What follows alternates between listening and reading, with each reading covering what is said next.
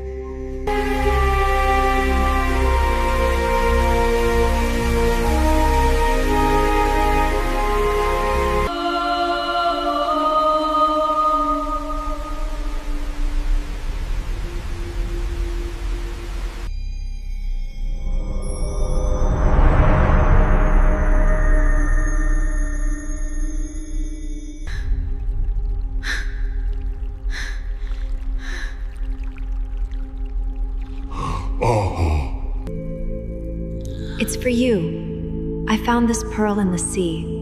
It feels very special.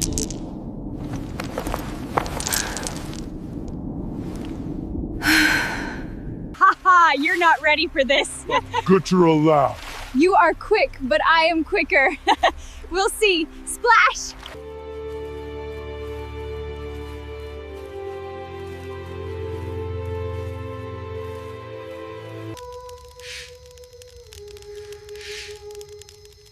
Can you tell me why you were being hunted? I once had a peaceful life, a quiet village, a family.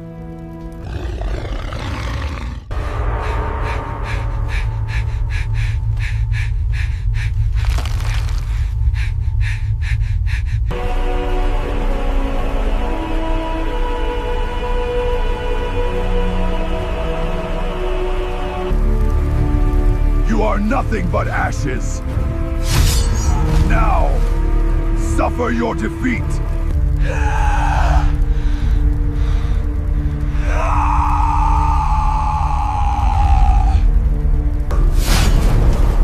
Only your death.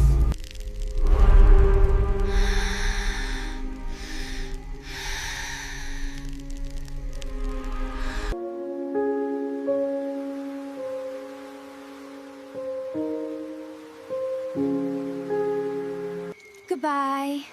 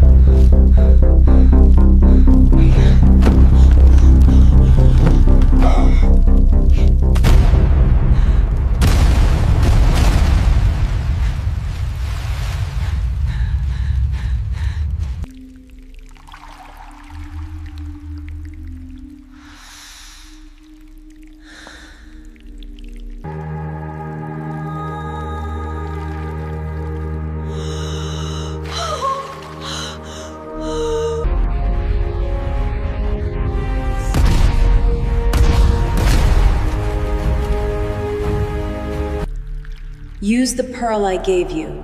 Crush it. It will give you the power of my people.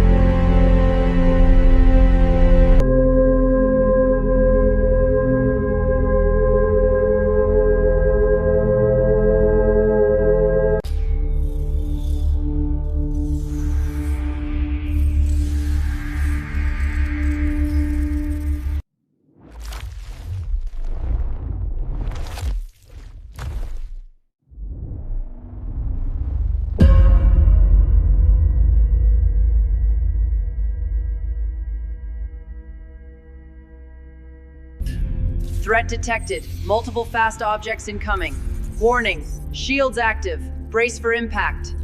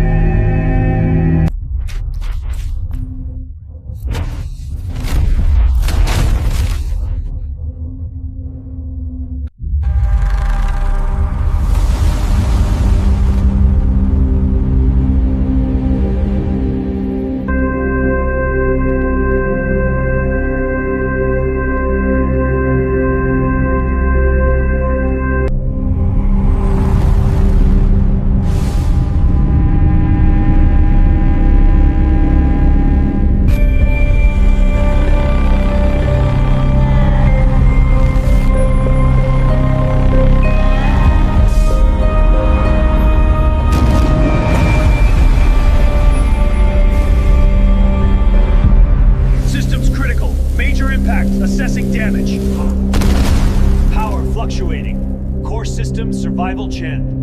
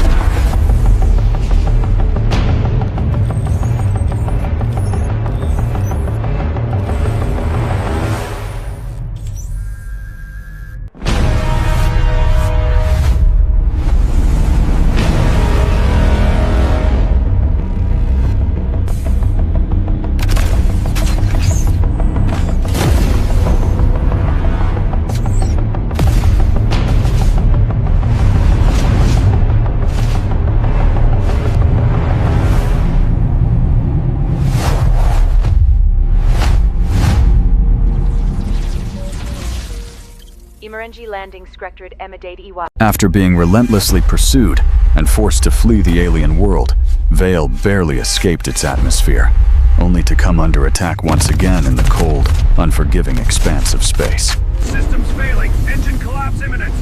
Mayday, mayday.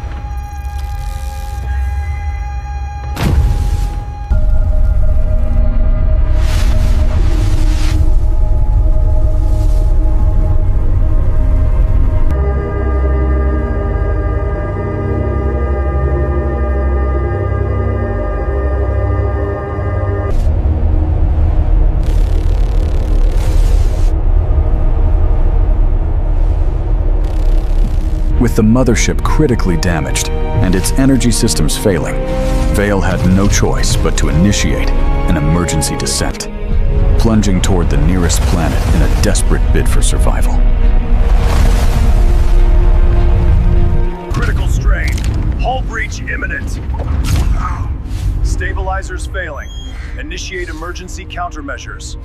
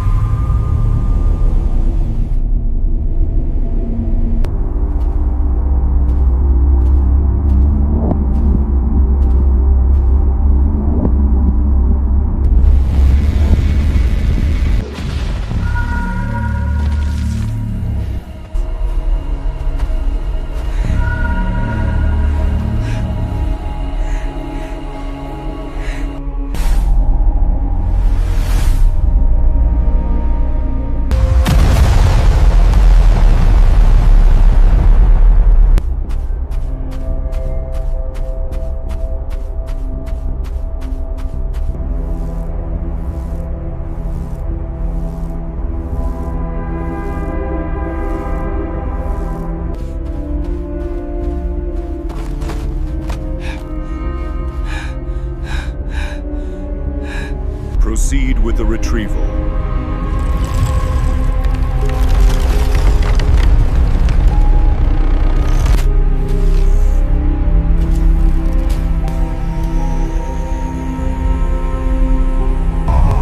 This is our end!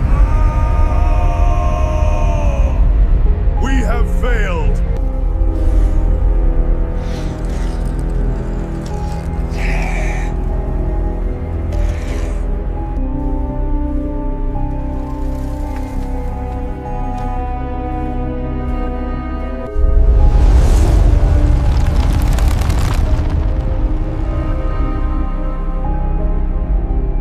After realizing that unknown assailants had ambushed him and stolen his mothership, Vale wandered on foot for an entire day without finding a single drop of water.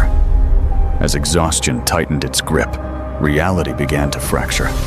Visions blurred into hallucinations until, at last, he collapsed into unconsciousness.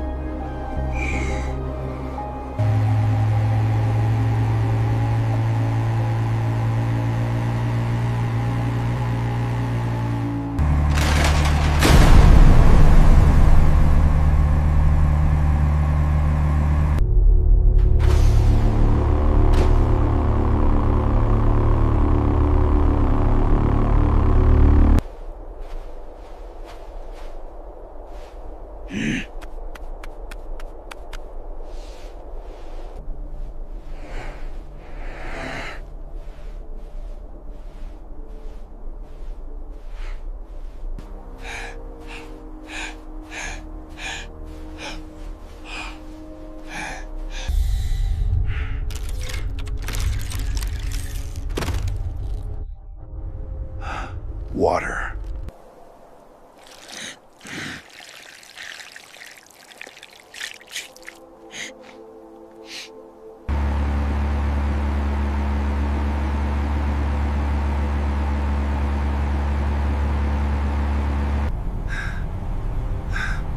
Thank you for saving me. I was lucky. My name is Vael. No problem. So, where are you from? And how did you end up here? I'm from Valaris, in the Etheron system. About 100 light years from here. The name's Rakar. So, why'd you leave your homeworld? Our star is dying. It's slowly turning my homeworld into something unlivable. Wait. Your ship, where is it? How did you end up out there, unconscious? I was attacked by people who looked a lot like you. They took my ship. I've been walking for days. Guess my body finally gave out. It's the Carvex Dominion. Yeah, I know them. But listen, people on this planet, we all come from the same origin. That's why we look alike. The Carvex Dominion? They've got the most advanced technology on this planet. And trust me, there's nothing they wouldn't do. I see. So that's how it is. Where are we going? We're heading to my home. You're gonna like it there.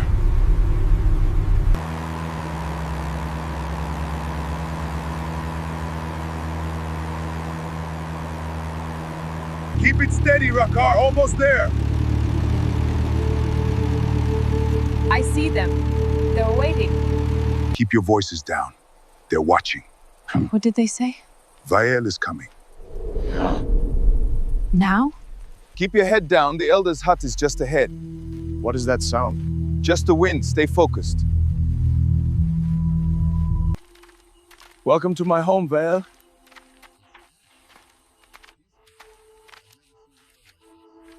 Welcome, friend. This place is beautiful. You should get some rest first. I'll go prepare some food and I'll call you when it's ready.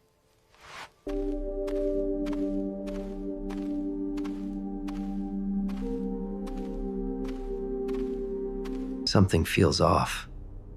Oh, not, I swear it. Or maybe I'm just overthinking it.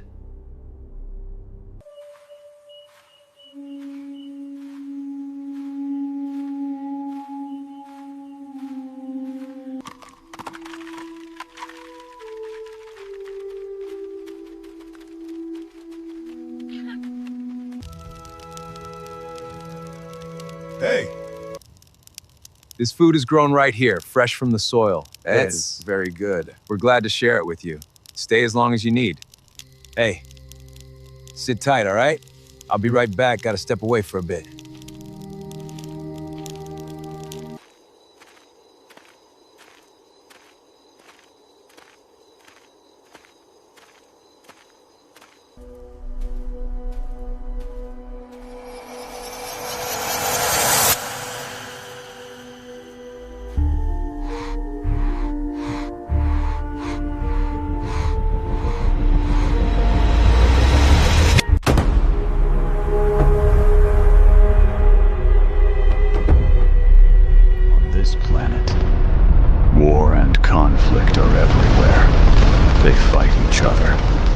Every last drop of resources. Heavy industry is slowly killing this planet. The air is no longer breathable, toxic, suffocating. No life can survive without protective gear. The atmosphere has been devastated. There are places only workers like us dare to go. Driven by hunger, we risk everything for what little remains. Keep your masks The on. poor can only worry about their next meal. Hurry, get what you need. Move along now, supplies are running low. My name is Rowan, just a mechanic. Nothing special. Living in the slums, on the outskirts of the city, trying to survive. One day at a time. For me, and for my girlfriend. My life has been the same. For the past 2 years, ever since this planet started to die. Every day, chasing a chance to be chosen for relocation to a new world. built for the rich. But I don't even know if there's a place for me and Lena. This is Lena, my girlfriend. Hey, love. How was your day? I'm okay. How about you? How was your day? Maybe we should check the square. See if there's any new updates about the evacuation. You know, the relocation.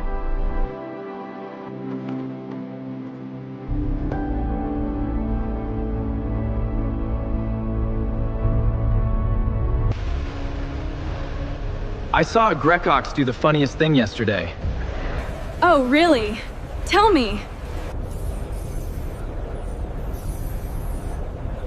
Look at that.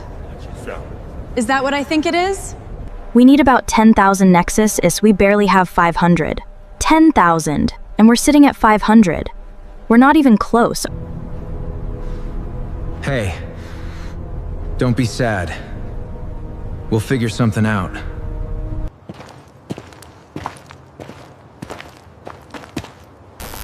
Hey, come here, you gotta see this.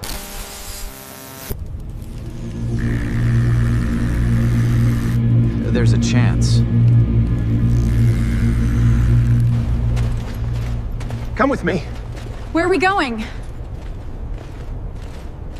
I once had a passion for building robots, but because of my circumstances, I couldn't continue. What is it? An old mech, looks like. It's barely salvageable. Maybe. But it's still here.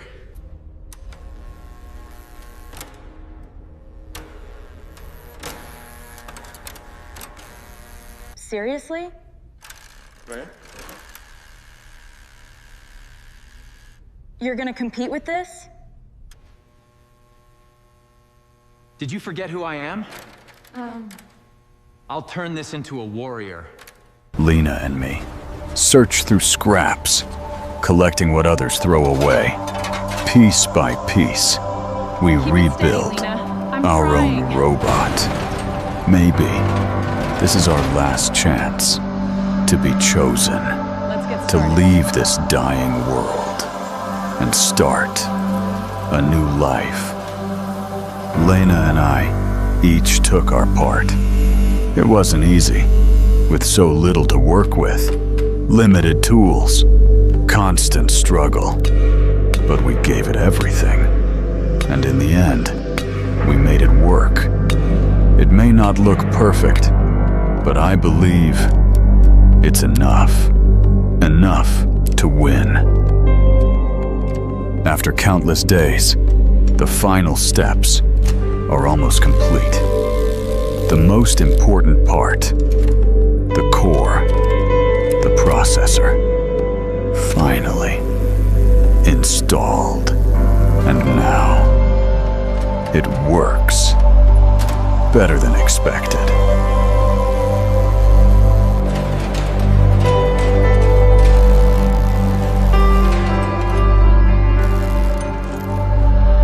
I think it's working. The robot works well, but it's not enough. We need something tougher, strong, but still agile. So, we redesigned the arms, reinforced, rebuilt for combat against opponents far more advanced. This is the best we can do.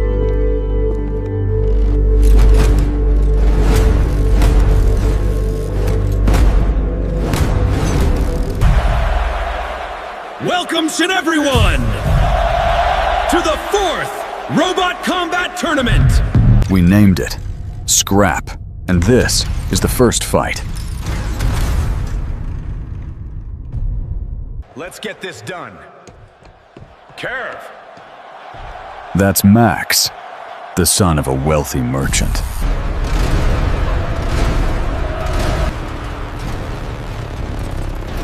That scrap junk actually competing? They're gonna get destroyed. Patched garbage. Max is arrogant, but he's not the only one. In this arena, everyone looks down on us.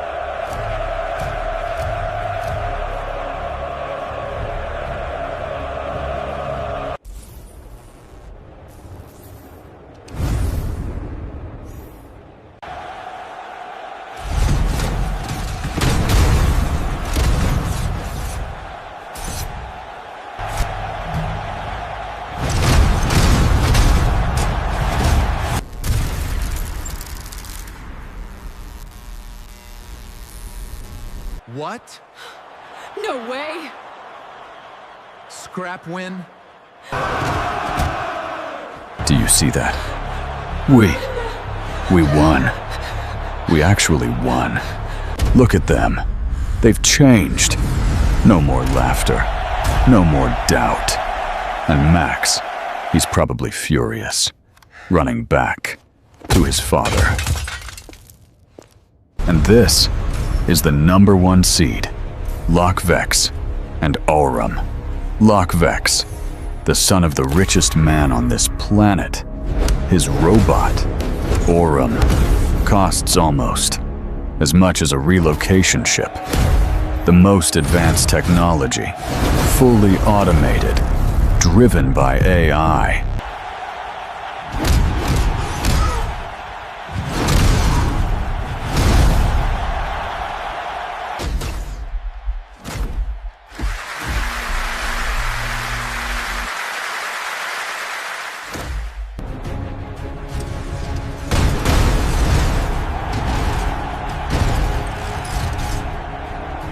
Through sheer resilience, Scrap pushes forward, overcoming every formidable opponent.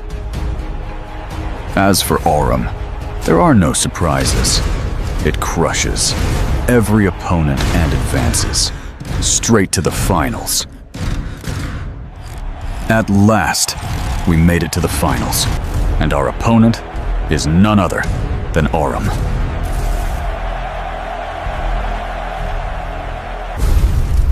Ladies and gentlemen, after countless battles, after relentless victories, Another all-nighter. Bruh. With this thing. We made it. But Scrap has taken heavy damage. It took time to fix what we could. Not perfect, not even close. All we could do was reinforce its resilience and hope for a victory.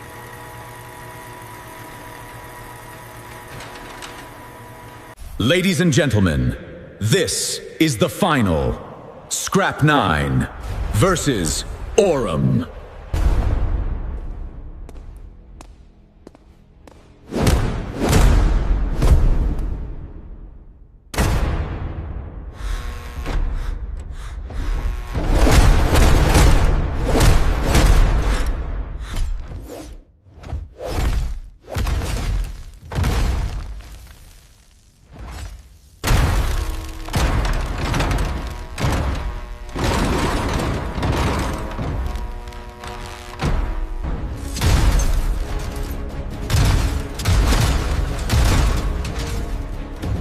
Aurum is too powerful.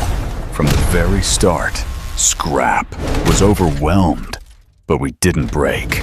Through sheer resilience, it endured until the very end. Then, Scrap closed the distance, locked in a crushing hold. Aurum couldn't unleash its final attack. And in that moment, Scrap struck back with everything it had and took it down, becoming the champion.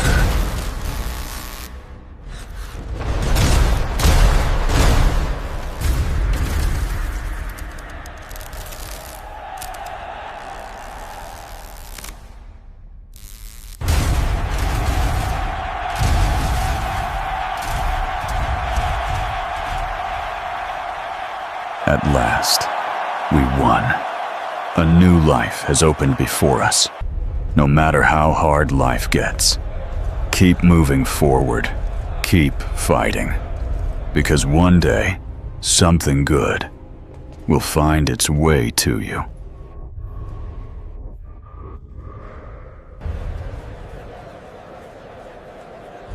Come work for me. On the new planet. McFly lived an ordinary yet fast-paced life. Energetic, a little reckless, but undeniably brave. One of the greatest joys in his life was his girlfriend, Jennifer. They shared big dreams for the future, but Marty's journey through time would be far beyond his imagination. That day started like any other. Marty raced through the streets on his skateboard, weaving through traffic on his way to school. But he had no idea that this ordinary morning would lead to the greatest adventure of his life. Then there was Dr. Emmett Brown, a mad scientist, some would say, but a genius nonetheless. While most saw him as eccentric, Marty admired him. Doc Brown had spent years chasing the impossible, and at last, he had done it. The DeLorean was ready, its engine humming. But suddenly, disaster struck. A group of mysterious men appeared, putting Doc in danger. In the chaos, Marty had no choice but to escape. He jumped into the DeLorean, slammed the accelerator, and pressed the wrong button. A blinding flash of light. The world spun. Time itself folded around him. And in an instant, Marty had been transported to 1955. As if things weren't complicated enough, Marty's arrival in the past set off a chain reaction that threatened to erase his own existence. Without meaning to, he had interfered with the moment his parents were supposed to meet, throwing history off course. If he didn't fix it, if he didn't bring them together, his future would vanish before his very eyes. The clock was ticking, and time was not on his side. With the help of Doc Brown, Marty had to navigate a world that wasn't his own, outsmart a ruthless bully named Biff Tannen, and ensure that his parents fell in love, just as they were meant to. Only then could he hope to return to his own time, back to the life he knew. But time travel is never simple. One wrong move, one miscalculation, and he could be stuck in the past, forever, and a journey back to the future. They said the world doesn't need fighters like me anymore.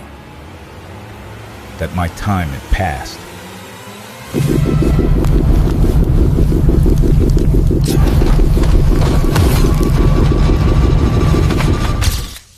That I was just another old man, too slow, too broken, too forgotten. Now they got machines training kids, AI coaches spitting numbers, screens telling them how to move, when to breathe, when to strike. Every second measure, every punch calculated. But fighting, real fighting, it ain't about numbers. It ain't about graphs or data. It's about will. It's about pain. It's about that little fire inside your chest that just won't go out. I'm not made of code. I'm not built from wires. I'm made of scars, of nights when the lights in the gym went dark, but I kept swinging anyway. Of mornings when the world was still asleep, but I was out there, running through empty streets, chasing a dream no one believed in. See, the thing about pain is that it teaches you. It breaks you down, but it also builds you back stronger. Every rib I ever broke, every drop of blood I left on the canvas, it all made me. This fight, it ain't just me against some kid in the ring. It's me against time. It's me against every whisper that said I should quit. It's me against the years, the weight of every memory. I remember the faces, friends I lost, dreams that slipped away, the love, the pain, the silence that followed. Every one of them is in here. And tonight, They're stepping into that ring with me. They think strength comes from machines, that you can build a champion with data. But strength, real strength, is built when no one is watching, is built in silence, when it's just you, your demons, and the sound of your own heartbeat. Maybe they're right. Maybe I am too old. Maybe this is my last round. Maybe tomorrow the world forgets my name. But tonight, I fight to remind them, to remind myself, that heart always hits harder than steel. That no machine, no number, no program on a screen can measure the size of a man's will. And if this is the last bell I ever hear, then let it ring loud. Because when it rings, I'm gonna give them a fight they'll never forget.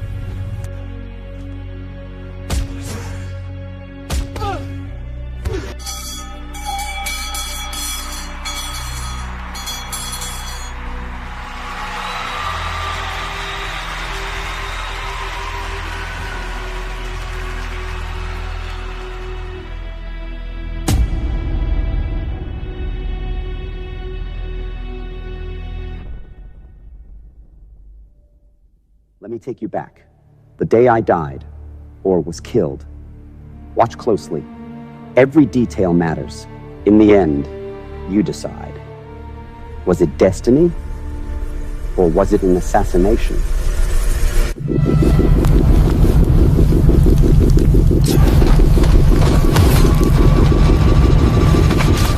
Hong Kong, July 20th, 1973. The sun rises again and the streets breathe as always. Yet inside me there is a strange stillness. Sometimes the spirit feels the storm long before it arrives. Another day begins, but today time touches me differently. I breathe, I live, and I greet life. Yet this dawn feels different. The air carries a weight I cannot name. I hear the city breathing outside. Its endless rhythm, its promises, its deceptions. Today, paths will cross, some with laughter, some with hidden knives behind their smiles. Silence. There is power beyond the body here. When the mind is still, the strike is sharper. To be a warrior is not only to fight, it is to understand one's essence. The face in the mirror always whispers the same truth. Be water, flow, settle, take shape. No obstacle can hold you. Today, I remind myself once again. My new film, Game of Death. I carve my thoughts into these pages. Each scene is not just action, but a way to share my philosophy with the world. Cinema is the continuation of my combat. A demanding day awaits me, but I am ready. Every moment is a chance, every breath a lesson. I sense hands reaching toward me. Some to help, others to pull me away from my truth. But I have always chosen the narrow road, the one that leads not to comfort but to clarity. The world loves the mask more than the man. Yet I cannot live behind masks. I am what I am, restless fire, untamed water. Perhaps this day will test what I cherish and expose what I despise. Perhaps time itself waits in the corner, watching, whispering that change is near. Still, I rise, for even if the day hides shadows, I will meet it with movement, not fear. I go now to meet Raymond Chow. Together we shape the future of Game of Death. But destiny rarely respects our plans. And sometimes it is not we who write the final scene. As I walk, the city stares back. Faces blur, some curious, some watching too closely. Who truly stands with me? Who hides their hunger behind polite words? The neon lights promise immortality, yet they flicker and die like candles. Fame feeds the body but starves the soul, and still I feel it. By noon, the weight of the world pressed closer. Not every meeting is what it seems. Some see art as profit. I see it as truth. But truth always comes at a price. By midday, the city was alive, restless, like a beast. that never sleeps. I met Raymond Chow, the man who believed in me, and in the dream we were building. Over cups of tea and words heavy with ambition, we spoke of the game of death. But while others saw a film, I felt it was more a mirror of life itself. As I sat among the noise, the smoke, the endless chatter of deals and promises, I realized how fragile everything was. They spoke of money, of fame, of schedules. I thought only of truth, truth in movement, truth in spirit. When the room emptied, I stayed behind. I looked through the window. The streets were crowded, but inside, I felt alone. They see a star. I feel a storm. Another meeting, another handshake, another promise made. Every word tied me deeper into a web. Threads of destiny I could not untangle. And as I stepped outside, the afternoon sun burned on my face. Every meeting, every plan, every choice, it all carried me closer to the end I could not see, but could already feel.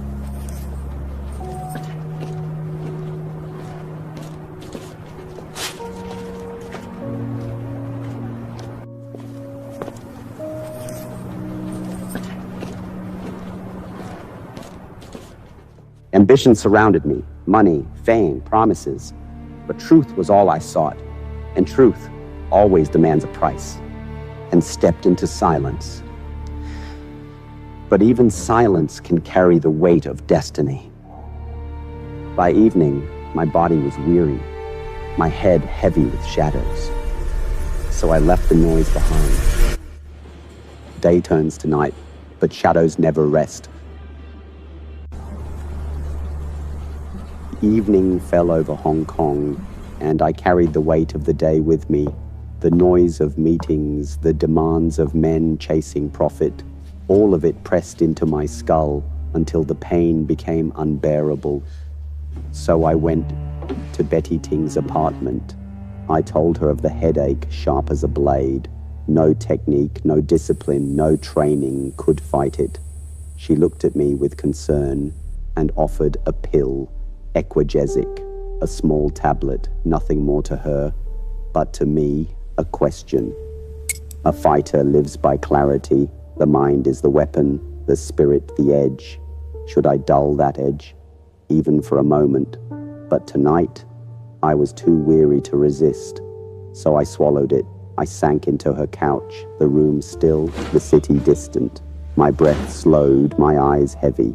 I thought of my own words, be water, water adapts, water yields, yet even water must rest, must return to the source, must disappear, only to return as rain.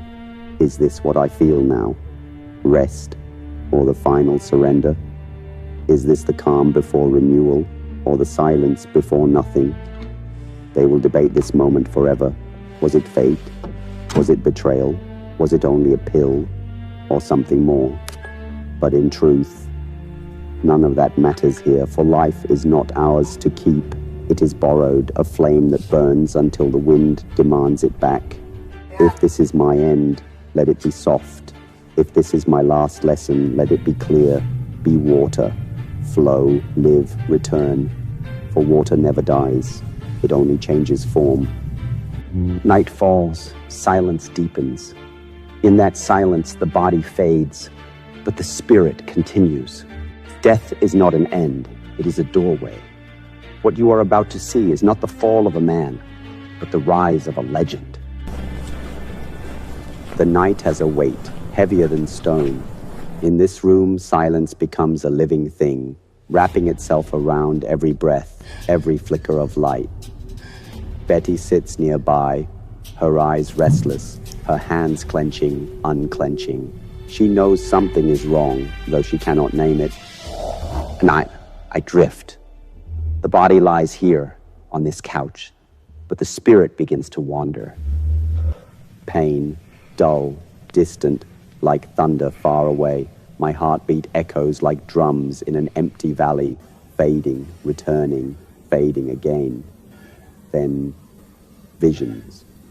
I see a child, small, fragile, but already carrying the fire of movement, skipping rope in the streets of Hong Kong, laughter and sweat mixing under the morning sun.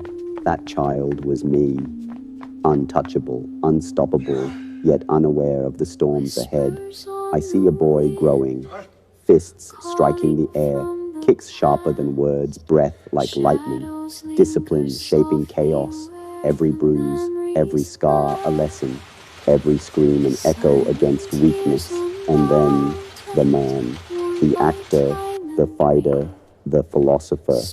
On screen, I became larger than life, but off screen, I was only a man who believed movement was truth, that honesty could be found in the rhythm of the body. But the vision shifts. In the mirror of this dream, another face appears. An older man, wrinkled, slower, but alive. I was never allowed to reach him. But here he stands, staring back at me. His eyes say what words cannot. Had you lived, you would still be searching for water, for truth, for freedom. I ask him, what am I now? And he answers with a faint smile, be water, my friend. Even in death, you are water. The mist closes in. Shadows of my films flicker around me. A dragon's roar in the arena. A scream that shook cinema. The sound of a punch that became legend. These are fragments scattered across time, waiting for others to piece them together. The night deepens. Hours stretch like rivers with no end. And then a knock. The sound of wood trembling. Raymond Chow enters, his steps urgent, his face pale. He calls my name, once, twice, but I do not rise. Betty's voice cracks with fear, her hands shake my shoulders, but the silence between my breaths grows wider, emptier. The room trembles with panic. The world outside remains blind. Neon lights flicker, cars pass, but here, the dragon lies still. My heartbeat slows, like footsteps moving away down a dark corridor, slower and slower until the sound disappears. And yet, in this darkness, I see one last vision, not death, not pain, but a smile, a younger me, whole and burning with life, looking directly into the eyes of those who will remember. I was born in 1940, I left in 1973, but stars do not die, they turn into legend, written across the sky of memory. So remember me not in silence, but in movement, not in sorrow, but in fire. But in fire. For a star never dies. It becomes legend. Did I die, or was I killed? Or does it even matter, when what remains is the echo, the spirit, the legend?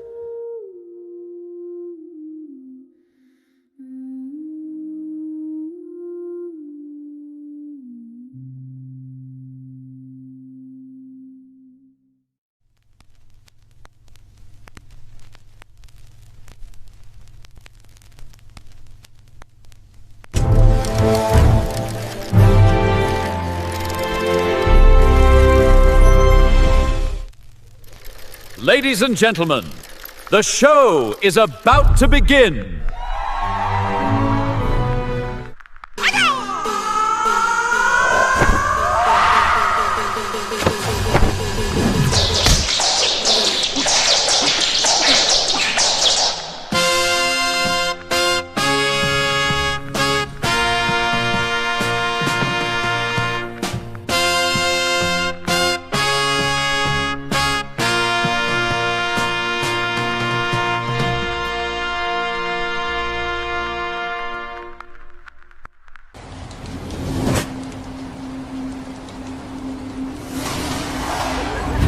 I am Hai Tien, just a man devoted to the philosophy of martial arts, seeking my own path, not to become someone else, but to understand who I truly am.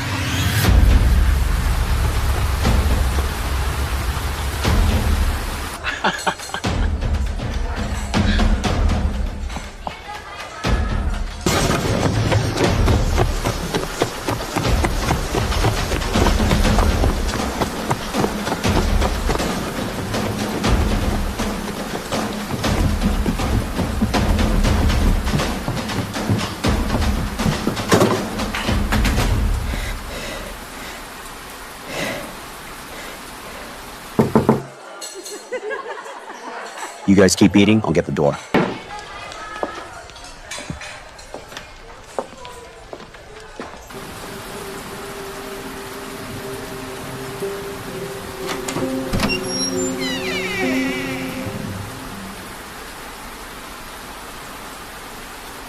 Master Jandao is dead.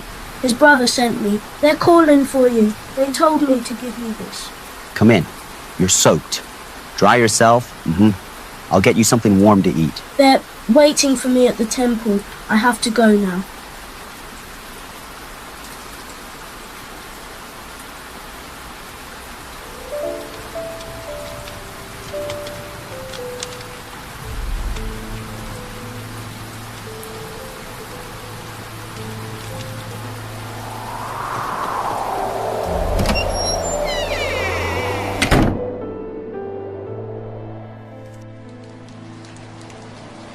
My master gave his life in pursuit of wisdom, not for glory, not for revenge, but to understand himself.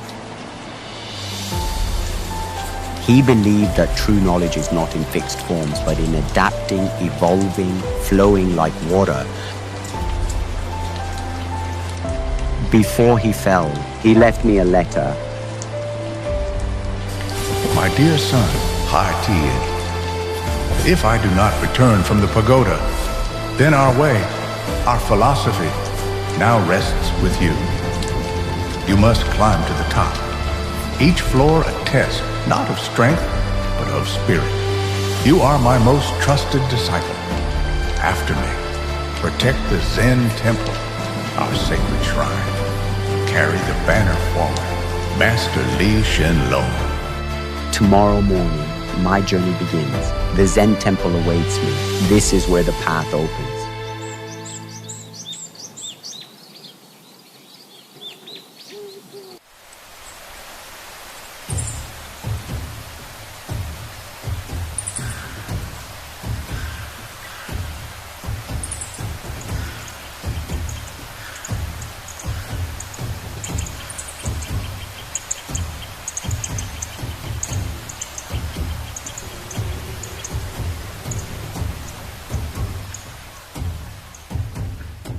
The time has come. I know. This path is steep, but every step will bring you closer to yourself.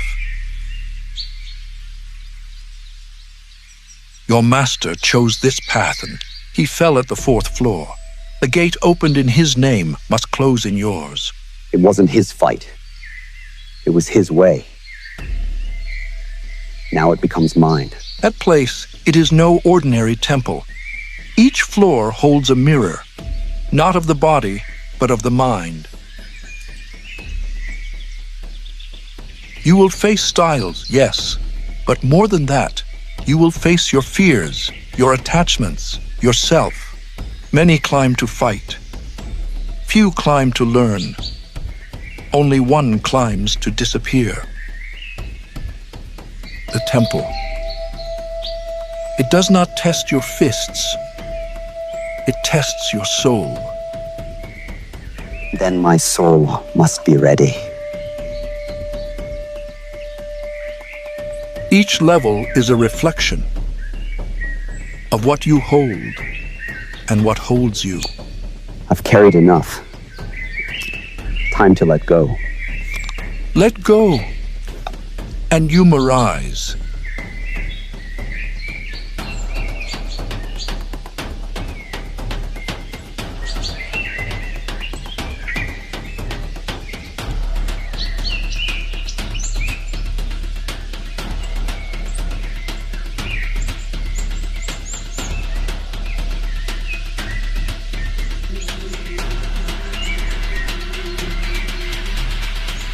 This sacred temple didn't just teach me technique. It taught me that overcoming yourself is harder than any opponent. Every punch, every breath, echoes of thought, shadows of emotion. And now before the sun rises, I repeat everything one last time. Not to train my body, but to silence my mind. Final breathing techniques, final meditation, one last glance in the mirror. Because tomorrow, I won't fight my reflection. I'll face the parts of me I've never met. The pagoda, is not for those who climb, but for those who let go. First floor, desire of the body. Second, pride of the mind. Third, fear in all its forms. Fourth, chains of the past. And the top floor is where the self fades into stillness. This isn't a fight, it's a journey through myself. I'm ready. At dawn, I begin.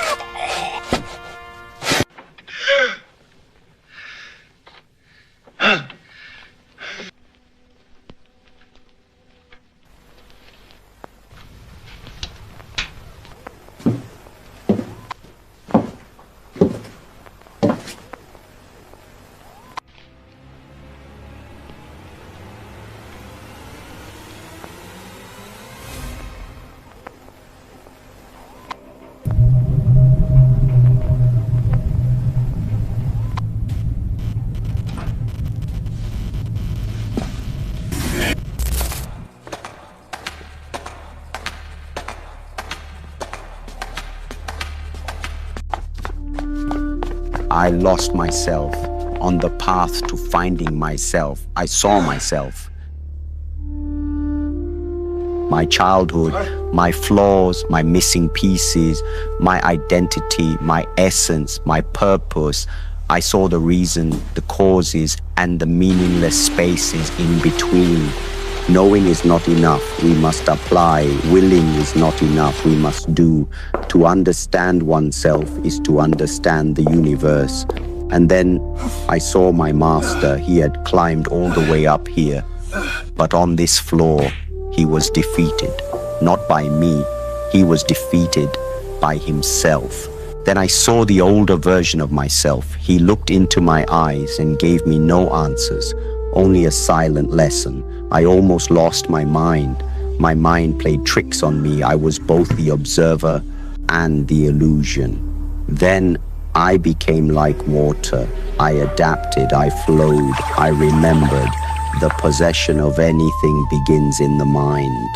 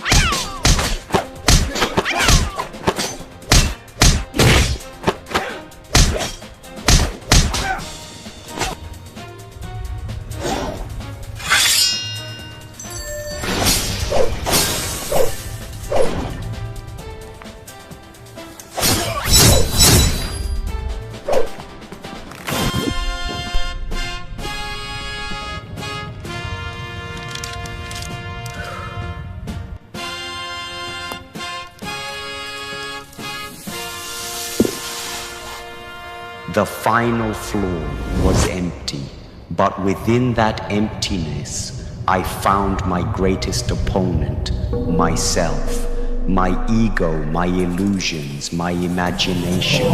And in that silence, we fought, we became one.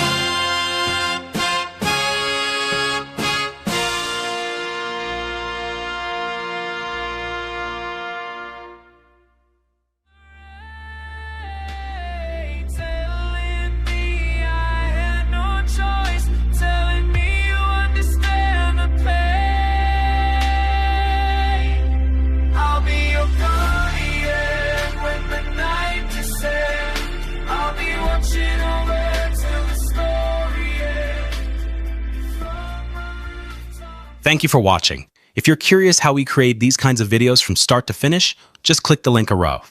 Now, I'll leave you with the trailer. Want to make cinematic AI films like this? In this tutorial, I'll show you every step, from script to visuals to animation.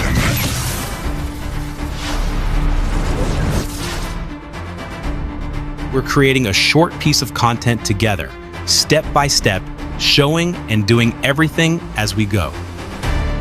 Transitions and sound effects in between. But trust that's up to journey is essential for stunning. This is our cinematic universe, and we're a growing family. All right, let's see the result together. The ocean.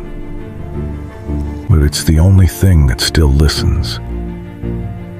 Above the waves, Watch the full 25-minute masterclass now and start creating your own cinematic AI films.